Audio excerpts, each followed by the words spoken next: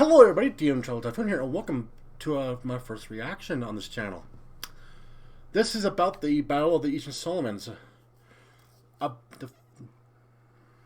which is going to be fun.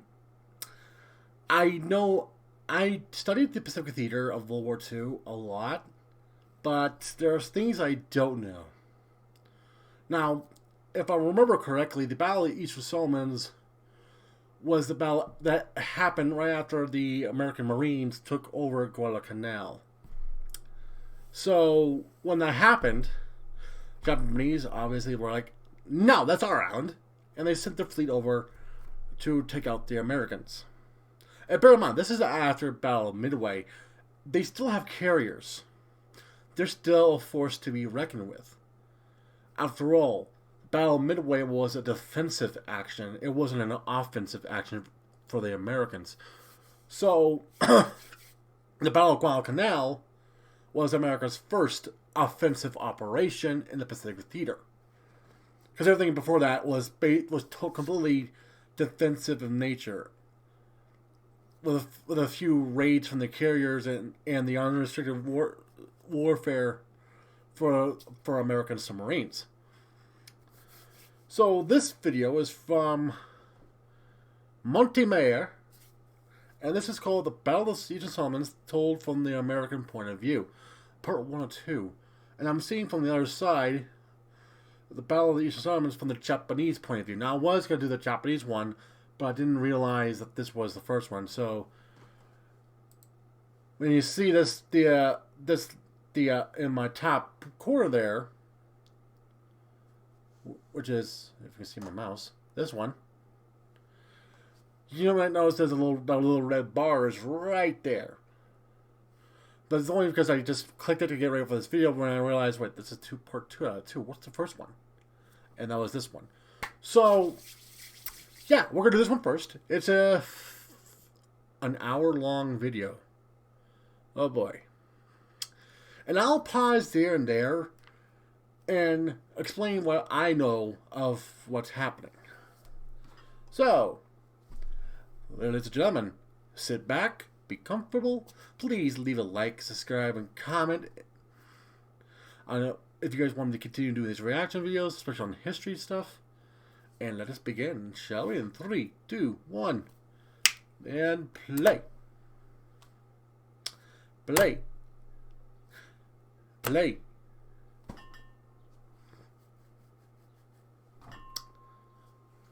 Oh. Well, help if I I know. Click on the opera and play. Gotta get used to this. Something is brewing in the south. Wait. Tribal. What is it you forgot? I don't know. What do you forget, Tribal? Your headphones. You can tell I'm a professional reactor.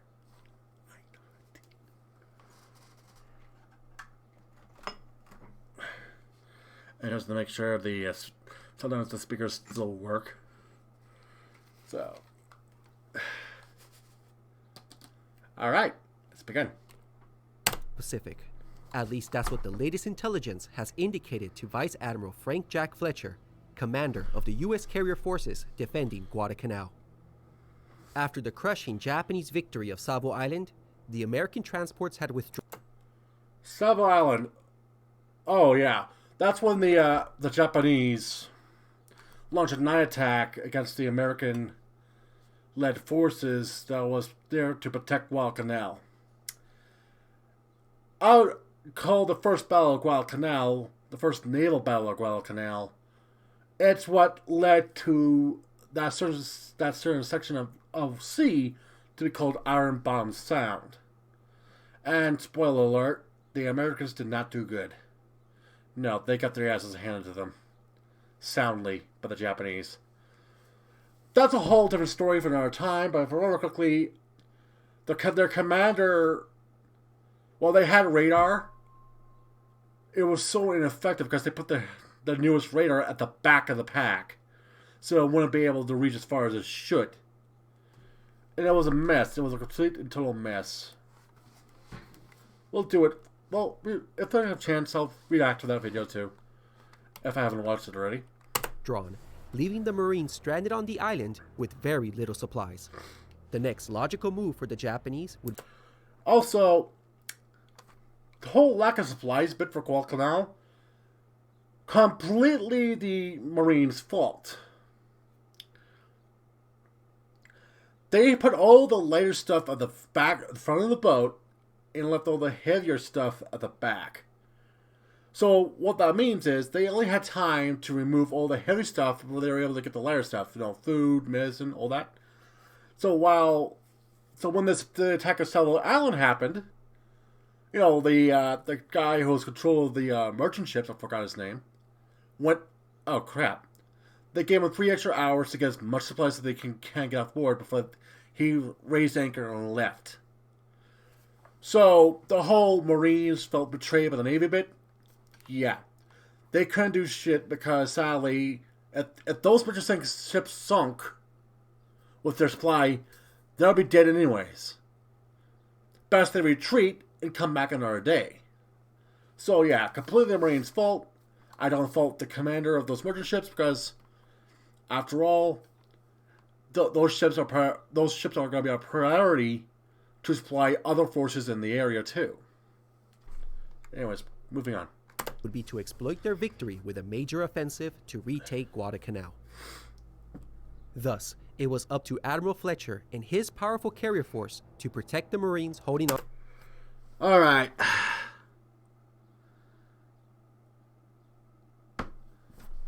I can barely read that.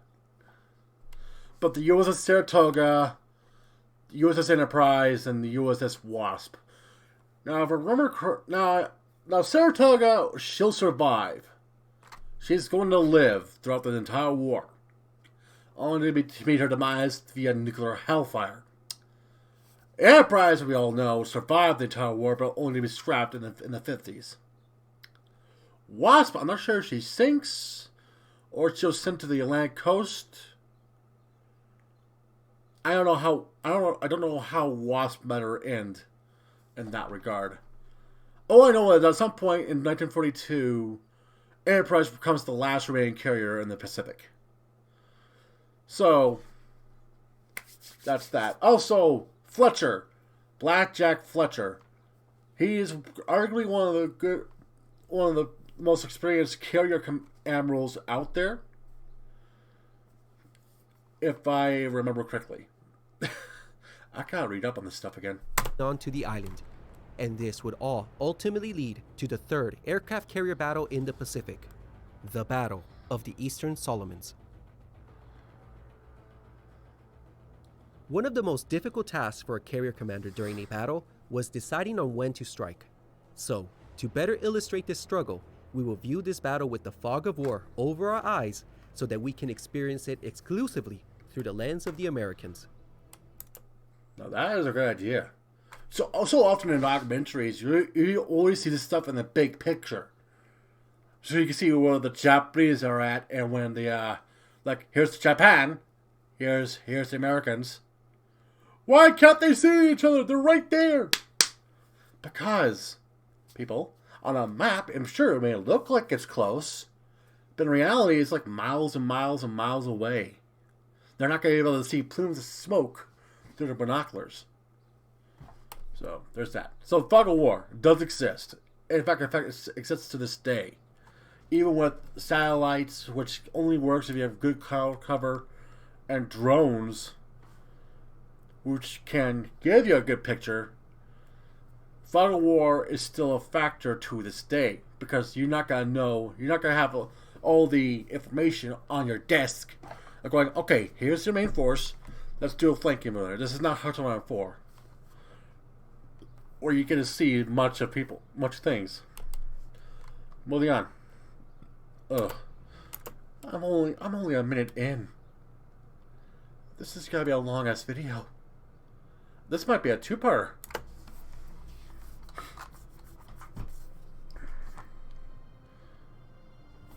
Ah yes, Cactus. Cactus was the I think it was the code name of the Marines on Guadalcanal. In fact, their Air Force was called the Cactus Air Force, which is, I never got the appeal, but that works. It works. It's history. The Marines holding on to Guadalcanal were in a precarious position.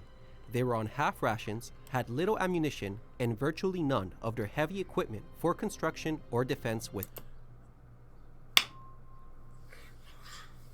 Hey, Tribal, didn't you say they had the heavy equipment in the front and the back of the ship?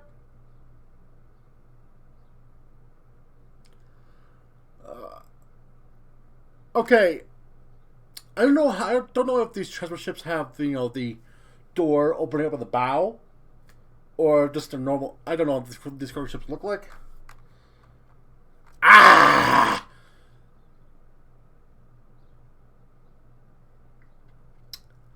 Okay, reversing. They got their light stuff, but not much of the heavy stuff.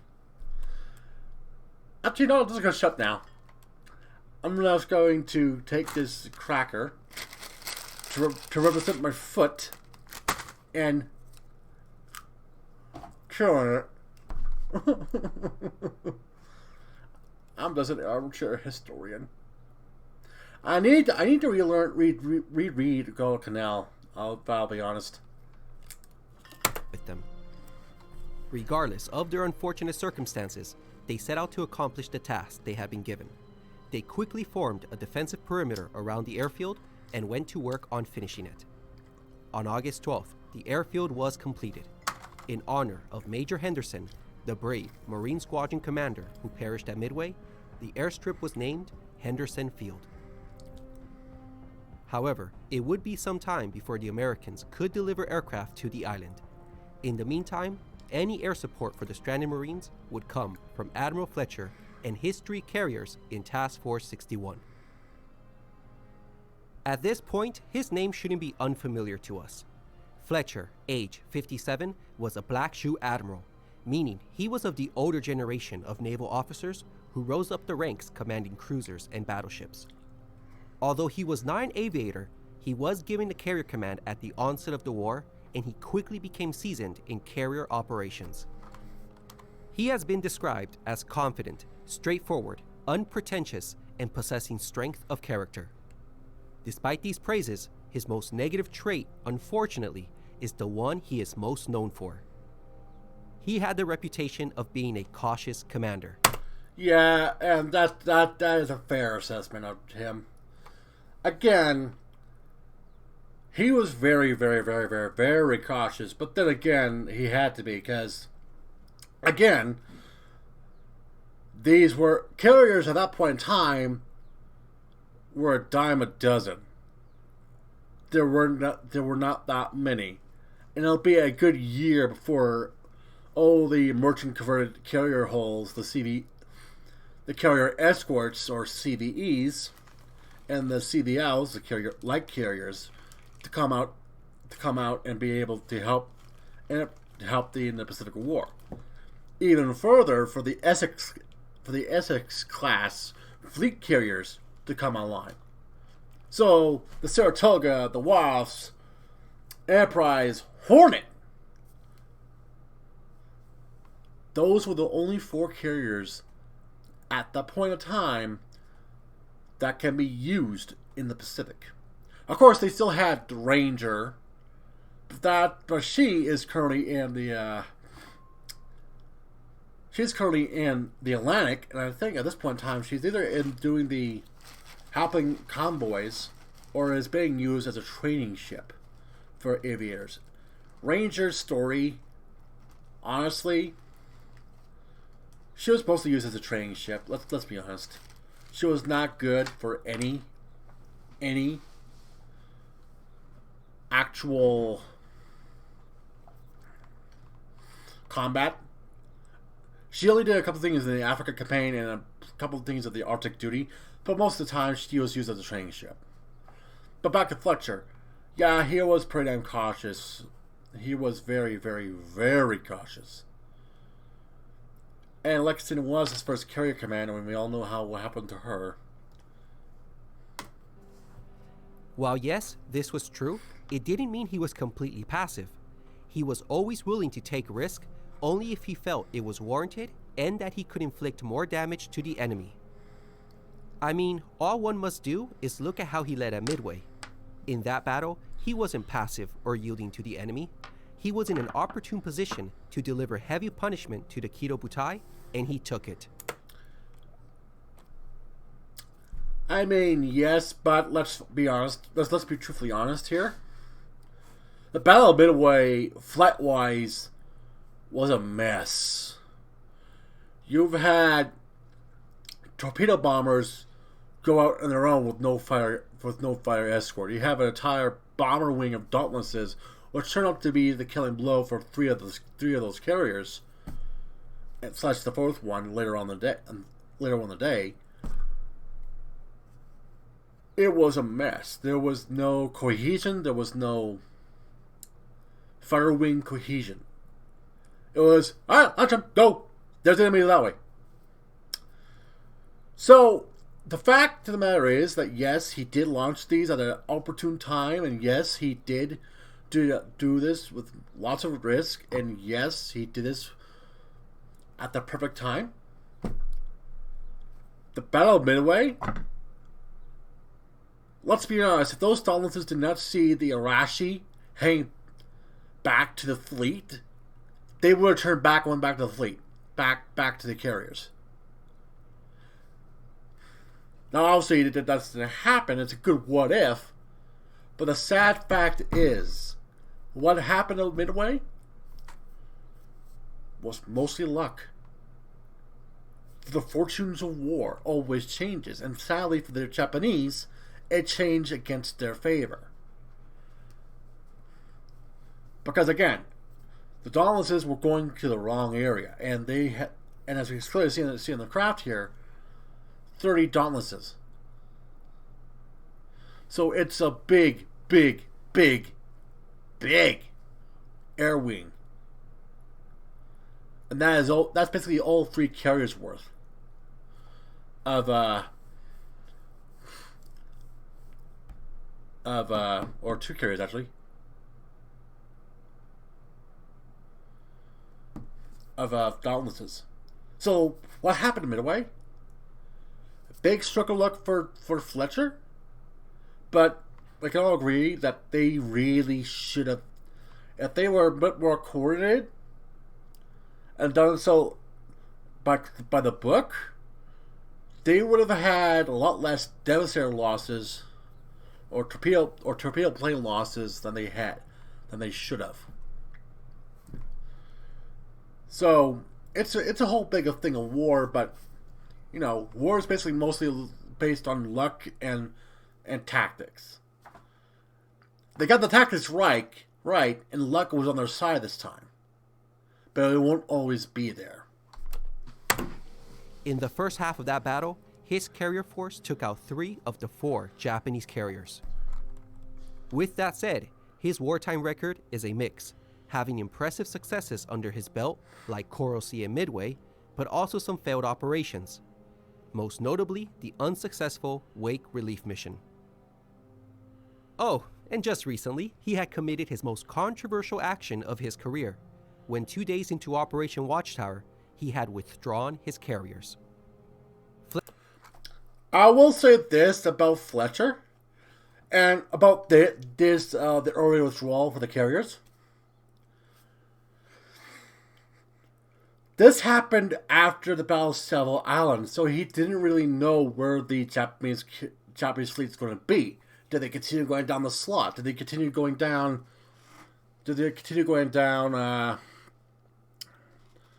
other side of Guadalcanal towards the fleet? He didn't really know where the Japanese fleet was. And again, the Japanese carriers at this point in time is the only capital ships that can really deal a devastating blow to the Japanese fleets successfully. At this point in time, I think, if I remember correctly, the North Carolina, the battleship class, is just coming up on the line now and just it's about to join the fight. But even then, those battleships they've been relegated to anti-air battleships. They're there to defend the carriers.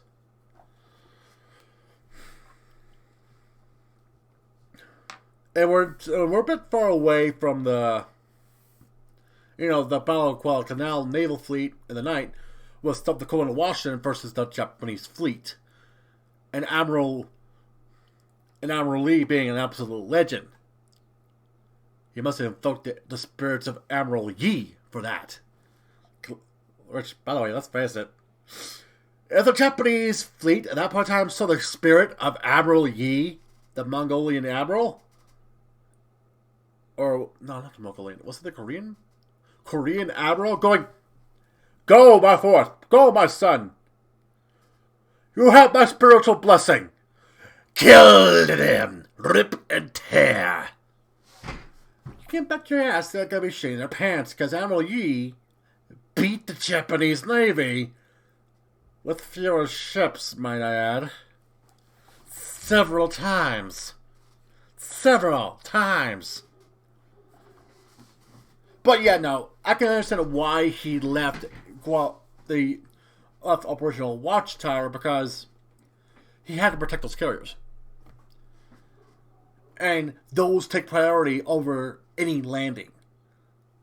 Because a reminder, America just woken up and doing what the Americans do best, build weapons. But it's still going to take time for their military industrial capacity to catch up to demand. So those carriers are all he got. So if he loses one, he loses effectively 1/3 of his total fighting strength. Right there and there. So, continuing. Fletcher had his defensible reasons for pulling out his forces prematurely, but it didn't escape the heavy criticism that followed, particularly from the Marines, who felt they had been left high and dry by him, and especially from Admiral King, who felt Fletcher was too cautious and lacked aggression. Regardless of all these criticisms, in August 1942, Vice Admiral Fletcher was the most combat-experienced aircraft carrier commander the U.S. Navy had. His men felt safe under his command. On August 11th, Fletcher was issued new orders concerning Cactus, which was the code name for Guadalcanal. His primary mission was to provide air cover for Cactus and for the incoming convoys that were scheduled to supply the Marines. Now, Fletcher hated this. In his experience, carriers were not made to provide static air cover. They were meant for mobile offensive operation. That is true. Carriers are designed to be a mobile airfield. Hence the name, carriers. If they're static, then what's the point? If you want a static airfield, just go build one on land. Or build one on an island. Hence the Guadalcanal one. The whole point of being an aircraft carrier is the fact that you're going on the move, so it'd be a harder target for the enemy to hit. And that's why they're so effective as a power generation ships these days. Because they are an entire air fleet of massive devastation proportions that can lay waste to a country with a few choice strikes. A good example of this is when the USS Enterprise CVN-65, after 9/11 struck, the Admiral went, "Okay, all nuclear reactors go on full, we're heading towards the nearest ocean so we can do airstrikes in Afghanistan to take out the Taliban." They were the first Navy ship to do that towards the War of Terror. That should tell you something. And let's face it, even though, yes, the War on Terror, the war in Afghanistan turned out to be a massive failure, because sadly, when the Taliban attacked, their leader left, which made the morale of their forces so low they just retreated. It was a massive mess. Anyways, moving on. Where they could strike the enemy quickly and then withdraw before any retaliation. Being stuck in this defensive holding pattern put his carriers at risk of being spotted and attracting unwanted attention from both submarines and enemy aircraft. But given the circumstances the Marines found themselves in, it was considered that protecting the island and the convoys warranted the risk of his carriers. After fueling on the 12th and 13th, Fletcher commenced his mission. His tactical situation was tricky. He had to keep within 12-hour striking range to intercept any enemy ships coming south to endanger the Marines, while at the same time making sure he stayed out of range from Rabal's land-based aircraft. The result was that for the next 7 days, he patrolled in a position generally south of Guadalcanal, where he was close to the island, but not too close. On August 15th, the first convoy since the retreat of the transports arrived and delivered much-needed supplies to the Marines. However, in his efforts to be out of range of enemy aircraft, Fletcher failed to intercept numerous Japanese destroyers that had been dashing south to the island to conduct nightly raids and land enemy troops. But fortunately for the Marines, these raids had largely been ineffective, causing only negligible damage. Oh yeah. Yeah. Let's face it. The Marines, if you want territory, call the army. If you want someone dead and really dead, you call on the Marines. There's a reason as to why the Marines are still used in the United States military. It's not because the United States can rely on their army. No. Army's great. It's just when you need aggression, pure aggression, you call on the fucking Marines. Anyways, back on. Throughout this tense period, Fletcher also had to keep a lookout for any signs of a major enemy offensive to retake the island. And according to the latest intel, it wasn't far off. This brings us to our next topic, American intelligence.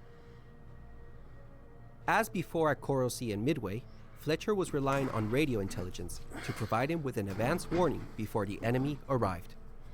On August 11th, radio analysts and intelligence officers correctly noted that a new force had been created containing the main carriers of the Imperial Navy. This was the newly reconstituted Kido Butai. It was now a shadow of its former self, but remained... Yeah, it was. Again, the Kido Butai was 6 ships. It now only has 3. Shuikaku, Shokaku, and Ryujo. Aimed a deadly force nonetheless. It was composed of the Shokaku, Zuikaku, and a light carrier. Also did... Hey! At least I have the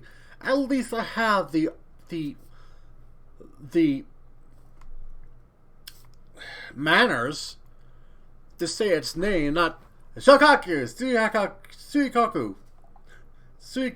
Suikaku, and this relic. Don't worry, it won't be important. They get killed by a bomb from a fighter, or was this from a Dauntless? One bomb. They were taken out of the fight. Detected was the Second Fleet, a powerful surface task force under Admiral Kondo. Both task forces were... Well, at least it wasn't the other guy. ...believed to be in Japanese home waters, but were expected to depart shortly to operate in the Solomon Islands. On August 15th, the Japanese carriers were reported in home waters, but noted that Admiral Kondo, with his surface fleet, had already sortied and headed south. Yeah, because here's the thing, for Japan, their entire strategy against the United States was to have one decisive battle. Crush their navy, gain enough territory to create a buffer zone, then hold over time so that they could put the Americans on terms. Because, for all his faults, Admiral Yamamoto knew that yes, he can win a short war with the United States, but he will not be able to do it indefinitely. Because again, America has all the resources, it has all the military factories, has the factory output necessary to curse stop anybody into the ground. Especially today. Anyways, continue. So far, so good. Radio intelligence was performing remarkably accurate, but it soon ran into a smokescreen. Smokescreen? Because also on this day, on the 15th, the Japanese changed their naval code from JN-25C to JN-25D. Codebreakers would now temporarily be left in the dark for potentially up to 2 weeks as they try to break into this new code. This was obviously terrible timing, as they suspected the enemy would shortly be heading towards the Solomons at any time. I wonder, after the event of Midway, the surviving commanders they knew we were going to be there. Admiral, sir, they knew we were going to be there. Now, I know for a fact they never realized that the America broke the codes. But I suspect that at least Admiral Yamamoto suspected that they have, and probably ordered the codes to be changed to the new one. Especially for this offensive. I left again. As I get comfortable in my chair. This change of the Japanese naval cipher could potentially mask the movements of the Japanese carriers. As a result of this blackout period, radio analysts would have to rely solely on traffic analysis to gain any more valuable intelligence on enemy activities. Yeah, that makes sense. But even this effort was slightly stymied because 3 days later, the Japanese changed all major call signs of their units. Oh yeah. Yeah, I believe the Admirals figured something was up. They did this massive change. Yeah, I think the Japanese suspected that their codes were broken at that point in time. And, as if it couldn't get worse, it was soon speculated that the Japanese might be using radio deception, having other units assume the call signs of the carriers. All of these actions by the enemy pointed to one thing. An operation was imminent. The question was when. From August 16th to the 21st, Kido Butai continued to be reported in home waters. But even intelligence analysts found this odd. They eventually admitted it was possible the carriers could have already slipped out undetected and headed south. But this couldn't be confirmed. They went on to say that, unless Orange radio deception is remarkably efficient, this force remains in the homeland still.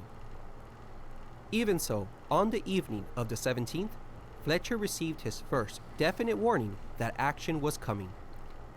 Kondo's fleet was expected to arrive in the region in a few days, and a convoy with a covering force of escorting cruisers were already at sea, with Guadalcanal as its probable destination. He is told these forces could arrive between the 20th and the 23rd. As to the whereabouts of enemy carriers, intelligence remained ambiguous. No concrete indications the Shokaku, Zuikaku, and Rujo had left Japan, but possibility of an undetected move to south exists. The timing of this possible enemy arrival couldn't be more worrisome, because at the moment, Fletcher was providing escort for a very What the? Uh-oh. Uh-oh. Here's my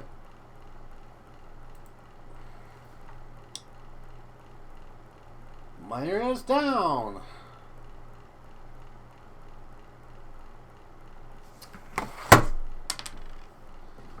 This has happened a lot. Opera, right, folks? I gotta go turn on and turn off the Wi-Fi again. It's a brand new Wi-Fi thing, and sadly, it does this, and this is getting ridiculous now. So I'll be right back. After all, I need the Wi-Fi to watch this. So please enjoy the lovely One Eternity Later screenshot while I come back. Bye-bye. One eternity later. And I am back with ice cream. Mint chocolate chip. Why? Because my Wi-Fi takes a while to boot up again. So, I figured I'll treat myself to some ice cream while I wait. It's back up now. So let's continue, shall we? Shall we? Important mission. Thank you. On August 20th, a significant delivery was made, one that would change the course of the campaign and decisively give the Americans a permanent edge. 31 aircraft took off from the escort carrier Long Island. Ha! Color me surprised. I didn't realize the escort carriers were a thing at this point in the war.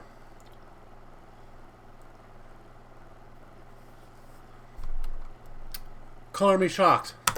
And flew to Henderson Field. And with this, the Cactus Air Force had been born. Author Paul S. Dole writes the importance of this. The Marines now had permanent air power to resist Japanese reinforcements efforts and to counter Japanese naval or aerial bombardment. Notwithstanding, the delivery hadn't been made without any consequences. Task Force 61 had spotted a snooper in disguise. The enemy flying boat was chased away, but its close proximity meant it had probably revealed Fletcher's position to the enemy. The delivery of aircraft to Guadalcanal boosted the morale of the Marines that day, and it couldn't have come at a moment too soon, for that night, a major Japanese attempt to retake the airfield occurred. In what would be called the Battle of the Tenaru, the Marines were attacked by 900 Japanese troops that had been stealthily landed on the island. Not only did they stop the attack, but they countered the following morning and practically destroyed the entire Japanese force. See? This is what I meant by if one of the enemy really, really dead, you call on the Marines. It was a great victory for the Marines, but they couldn't have known that it was only the first of many battles for control of the airfield that laid ahead of them. On August 21st, Fletcher guarded 2 convoys en route to Cactus. He also kept a careful lookout for any approaching enemy forces, but his air searches revealed none. In contrast, the enemy had more luck and discovered his carriers again. The snooper was blown out of the sky, but not before transmitting its sighting report. Both convoys arrived by midnight and unloaded their supplies successfully. However, their escorts ran into trouble that night. In the early morning hours of the 22nd, 2 of the escorting destroyers were on patrol in Sabo Sound when suddenly they were attacked by a... Hang on. No wonder. I'm on 360p. There we go! No wonder I couldn't read it. It was so blurry. It's Blue and Hindley. Okay. And Kawakaze.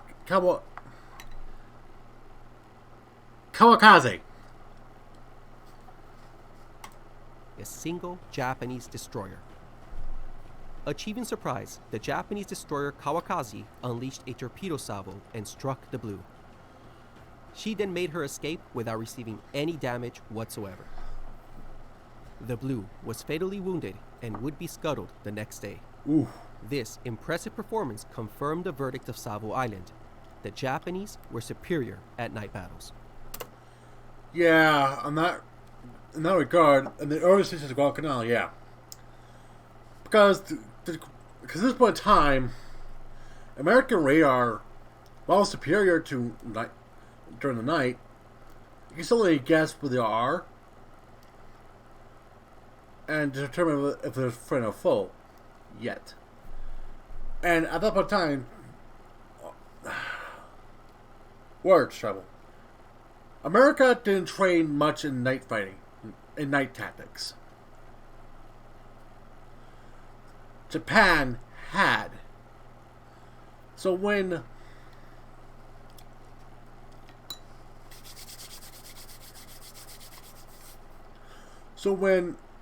these two forces clashed, you bet your bottom dollar that, yeah, Japan's going to have the edge because they've been training in night tactics for years. While America, they got used to daytime, and not as much use time in nighttime. This will change throughout the war, but at this point in time, Japan were superior.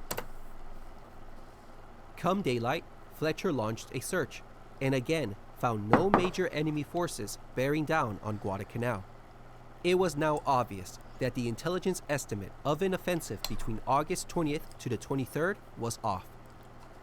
The much anticipated counteroffensive had failed to materialize, and it began to cast some doubts onto the accuracy of his intelligence. To add to his troubles, he had wasted fuel in his maneuvers. And, to Fletcher's grand annoyance, his force was spotted for the third time by a scout plane, which was subsequently destroyed. Fletcher, buddy, leave the area! At this point in time, 3 times spotted. It tells me that the planes are not, that the Japanese fleet is not over. It's not over there. It's over. It's not on the right side of the slide. It's on the left. But of course, we won't know that until part 2. So we'll see. That evening, Fletcher advised his superior, Vice Admiral Gormley, of the situation. He told him he was certain his location had been revealed to the enemy, so he was going to move to a position further east the next day. And he also told Gormley the unsettling news that Task Force 61 would need to refuel soon. Fletcher duly received both a response and an updated intelligence report, one that corrected the previous estimate. Indications point strongly to enemy attack in force on Cactus Area 23rd to 26th of August. From available intelligence. Presence of carriers possible, but not confirmed. Important fueling to be conducted soon as possible, and if practicable, 1 carrier task force at a time, retiring for that purpose. And this was the downfall for this scenario. This is where Enterprise will get wounded, unfortunately. Because at this point in time, he sent Wasp out to get refueled, because it was the most critical need of refueling. But you'll see soon enough, find out. Thus, by nightfall of August 22nd, what Fletcher knows is the following. A major naval engagement was forthcoming, now estimated between the 23rd and the 26th. If it would contain enemy carriers was yet to be seen. He had a rough order of battle of the enemy force, so he knew what forces were coming. But as to their intentions, that remained murky. From when and where they would attack continued to be unknown. All he could do was remain vigilant and prepare for what was to come. And I'd like to point this out, the first 2 carrier naval battles, the Battle of Coral Sea and the Battle of Midway, both of those had accurate intelligence for Fletcher to rely on. Both of them. So he had pretty good intelligence to work around. In this battle, he had Silcho. He had guesses. This is what makes a true commander work, because you're not always going to get all the good intelligence. Let me say 25 minutes. A false start. Oh boy.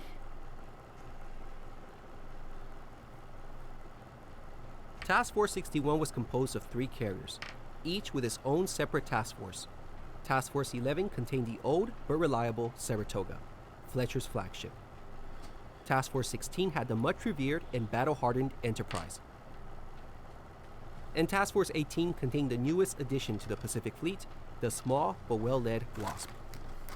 Combined, Fletcher had 216 aircraft, enough, if not more, to combat the estimated 3 carriers of the Kido Butai. The morning of August 23rd began with some significant news. Radio analysts dispatched an intelligence report very distinct from the previous ones. Enemy carriers were now reported not to be in home waters, but instead staging for the upcoming battle. Enemy carriers were now either in or near Truk, and Kondo's powerful second fleet was reportedly roaming the Truk-Rabaul area. Although grateful for this significant update, the intentions of these forces still remained unknown. In either case, if accurate, the location of the carriers meant they were days away from making an appearance. Regardless, Fletcher decided not to take anything for granted and remain alert to all possibilities. He would launch his own searches and see what he himself could find. He didn't have to wait long for the first enemy reports to arrive. At 0942, he received a report that a PBY had spotted 8 ships 250 miles north of Cactus, which made it 350 miles northwest of him. There was no description, course, or speed of this sighting. Based on this incomplete intelligence, Fletcher decided to wait for a more precise report before acting on it. That came at 11:54. The group was now identified as 2 cruisers, 3 destroyers, and 4 transports, closing Guadalcanal from the northwest at 17 knots. With this concrete information, Fletcher reversed course and began to close the distance to this target. However, Fletcher was still reluctant to launch against this surface force, which by the looks of it was an enemy convoy. First off, he was out of range, and second, wanting to guard against all possibilities, he wanted to hold off and await further developments. Maybe enemy carriers or Kondo's powerful second fleet were nearby. However, the remainder of his morning searches revealed neither.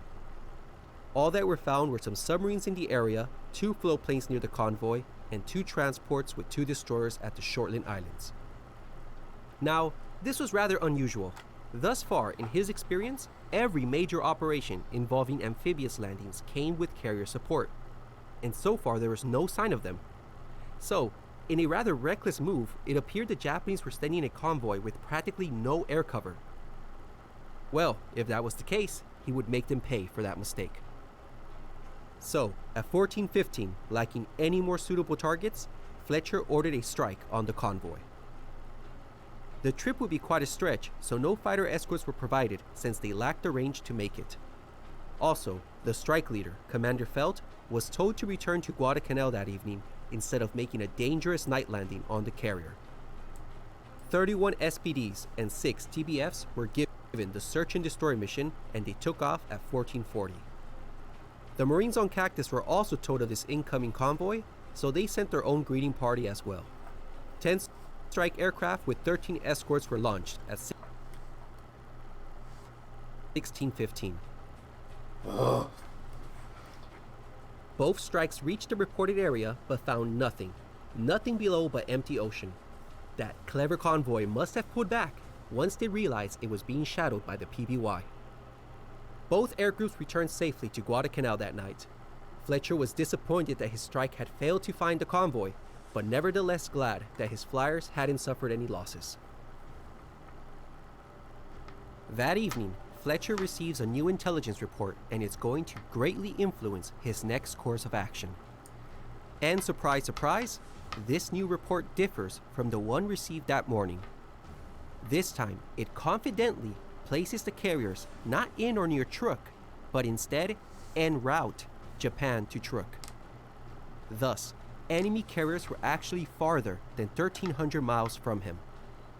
Simply looking at a chart, it could be calculated that if enemy carriers were still north of Truk, they could not possibly make an appearance earlier than the 27th or the 28th of August. This new update only confirmed Fletcher's impression of the developing situation. Namely, that although clearly an operation was assembling, the much anticipated counteroffensive itself was days away from taking place. Oof. Yeah, you're gonna feel for that because I think I can sit up now. I had to shut for a while there, so I can actually get the video some time to develop here, and also some stuff I didn't know about. Yeah, I mean, it makes sense. If you're gonna do a naval invasion, you definitely want air cover, especially in World War II, especially with today. After all, planes can go drop ordnance on top of pillboxes, strafe enemy positions. The list can go on. And they can do it more accurately than naval fucking fire, especially in World War II. These days, missiles do a lot in their pinpoint accuracy, but it's a thing. Continue. The fuck? Continue. His own afternoon search confirmed it, revealing no enemy ships except for a lone convoy. According to this, Fletcher now had a window of opportunity to finally remedy a problem that had been bothering him in recent days. Fuel. Now, fuel was not at a critical level at this point, but if he kept waiting, he would be. Critics could say that this was his fault for not being prepared before, but remember the vague estimates he received on when the enemy should arrive? They caused him to waste fuel. He was first told that the battle would come between the 20th and the 23rd. He was ready then. 3 days passed and nothing. Only to be told, nope, our mistake, battle will come between the 23rd and the 26th. He was ready for that scenario as well. And intel was now suggesting that the carriers couldn't even make an appearance for another 4 days. So, his next decision was logical. With the latest intel placing the enemy carriers over 1,300 miles away, and his own searches revealing no major forces except for that one pesky convoy, Fletcher believed that now was as good time as any to fuel. At 1820, the Wasp was detached to refuel for dawn on the 24th. The Wasp leaves and takes with it its 63 aircraft. Fletcher's powerful task force has now been reduced to 153 aircraft, with 38 of them on Guadalcanal. The day had been somewhat disappointing so far, but at least the situation looked stable, with action not seeming likely for the next few days. Fletcher must have gone to bed frustrated with the day's lack of conclusion.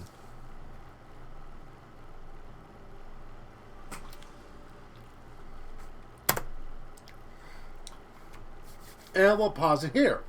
This will be part 1 of the video, so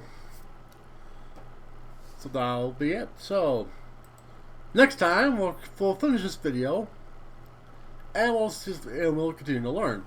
Thank you all so much for watching. And if you like, please leave a like, comment, subscribe. And if I haven't done so already, in the beginning of the video via a nice good text box, please go to Monty Mayer's channel, watch the actual video for yourselves, learn better than I will, and support the original creator. After all, this is his work, not mine. I'm just reacting to it. So, TTFN, ta-ta for now. Peace!